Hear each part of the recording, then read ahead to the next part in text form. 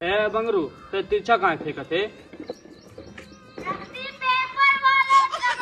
ए मंगरू कबाड़ी वाला आई है। हाँ जगरुआ ते रोक के रख, मैं कबाड़ी के आवत हूँ। ठीक बात।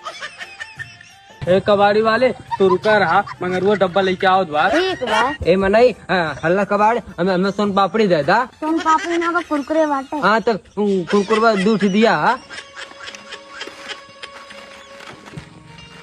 ए जगरू ते अपन फाड़, हमें तो कब बाद में खेबू अपन। ठीक बा। ते बहुत तेज खाते। हाँ अब्बा बहुत खेबू मैं। हाँ। हाँ अम्मा ए जगरू मोर अम्मा बुलावत बा, मैं आवत हूँ। ठीक बा। ते बहाना बनवाते ने कि आवे ना थे, मैंने मकन खा ही लिए थे। ना ही सारे बहाना ना मरबत हूँ।